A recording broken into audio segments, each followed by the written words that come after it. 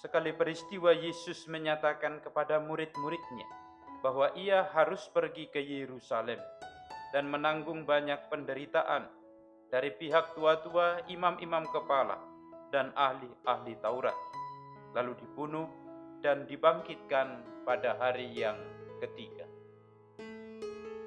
Tetapi Petrus menarik Yesus ke samping dan menegur dia, katanya, "Tuhan, kiranya Allah menjauhkan hal itu. Hal itu sekali-kali takkan menimpa engkau." Maka Yesus berpaling dan berkata kepada Petrus, "Enyahlah iblis, engkau suatu batu sandungan bagiku, sebab engkau memikirkan bukan yang dipikirkan Allah, melainkan yang dipikirkan manusia." Lalu Yesus berkata kepada murid-muridnya, "Setiap orang yang mau mengikuti aku, ia harus menyangkal diri, memikul salibnya, dan mengikuti aku. Karena barang siapa mau menyelamatkan nyawanya, ia akan kehilangan nyawanya. Tetapi barang siapa kehilangan nyawanya karena aku, ia akan memperolehnya. Apa gunanya bagi seseorang jika ia memperoleh seluruh dunia, tetapi kehilangan nyawanya? Apakah yang dapat diberikannya sebagai ganti nyawanya? Sebab Anak Manusia akan datang dalam kemuliaan Bapanya, diiringi malaikat-malaikat. Pada waktu itu, ia akan membalas setiap orang setimpal dengan perbuatannya." Demikianlah Injil Tuhan.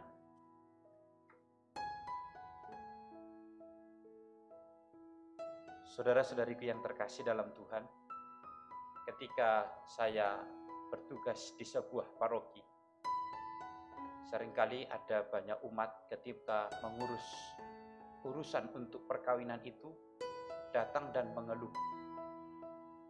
Mereka katakan, "Kenapa kalau di gereja Katolik ini kayaknya semua sulit? Mau menikah itu harus persiapan 3 kali, harus begini, harus mengurus surat dari sana. Padahal orang mau masuk Katolik." Dia katakan, "Ini calon saya ini bukan dari Katolik, mau masuk Katolik, tapi kenapa begitu rumit, sulit? Harus menunggu lagi berapa bulan, dan seterusnya." Bahkan pernah punya pengalaman juga, karena dia merasa terlalu sulit mengurus-urus dan lama, akhirnya tidak jadi menikah di Katolik. Meskipun kita sedih ya, tapi ya itu pilihan dia. Saudara-saudariku yang terkasih, ada banyak peristiwa yang mirip dengan ini mau menunjukkan memang kita tidak sadar ketika mengikuti Tuhan dalam gereja. Itu kadang-kadang kita tidak sadar bahwa mengikuti Tuhan itu adalah kita mengikuti Tuhan yang tersalib, Tuhan yang menderita, Tuhan yang memilih jalan penderitaan sebagai jalan keselamatan. Namanya orang ikut. Sebenarnya kalau orang ikut itu berarti ikut apapun yang dilakukan oleh yang diikuti, ikut apapun yang dialami oleh orang yang kita ikuti. Tapi kita itu mengikuti Tuhan itu kita pilah-pilah. Kalau Tuhan ini bisa memberi ini, ya aku ikut. Tapi kalau dia menderita, harus begini, harus makan hati, harus makan ini, enggak jadi. Maka saudara-saudariku, itu yang dialami oleh Petrus dan para murid yang lain ketika Yesus mengatakan, Aku harus ke Yerusalem. Yerusalem itu adalah masa penderitaan, hari-hari terakhir Yesus sebelum menderita dan disalibkan. Tapi dia katakan, aku harus menderita, aku harus ke Yerusalem. Maka Petrus berpikir seperti pikiran kita kebanyakan. Ya janganlah Tuhan, gak mungkin sekali-kali. Semoga Allah menjauhkan itu. Sebab pikirannya tentang Mesias itu keliru. Mesias itu adalah raja yang berkuasa, yang memberi apa yang diinginkan oleh masyarakat.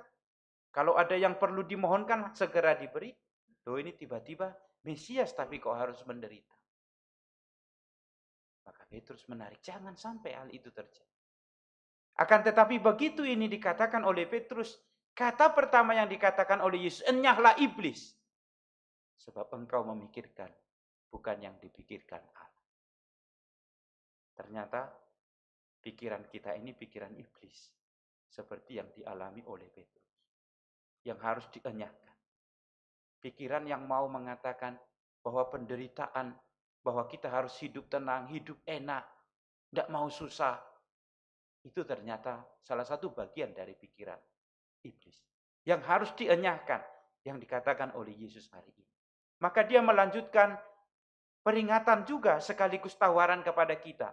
Setiap orang yang mau mengikuti aku dengan sungguh-sungguh, dia harus menyangkal diri, melupakan keinginannya, melupakan keinginannya untuk tenang, tidak mau diganggu, tidak mau direpotkan. Dia harus menyangkal diri, memikul salib dan mengikut aku. Saudara-saudariku yang terkasih dalam Tuhan, inilah yang seringkali tidak kita sadari. Maka banyak orang kalau membentuk kelompok, entah kelompok apa itu, awal-awal menggebu-gebu, semangat, enak, dapat kaos, dapat ini, senang. 2 tahun kemudian tinggal 5 orang. Karena ternyata mengikuti Tuhan itu sulit. Ayo buat lagi ini, kursus ini, wah 200 orang. Dapat kaos, dapat sertifikat, dapat snack, dan seterusnya.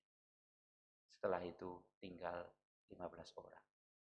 Saudara-saudariku yang terkasih, hari ini kita diingatkan oleh Yesus. Siapapun yang ingin sungguh-sungguh menjadi murid, dia harus menyangkal dirinya. Melupakan pola pikirnya tentang penderitaan dan kesusahan. Tapi memilih menyangkal diri dan mengikuti Kristus yang tersalib.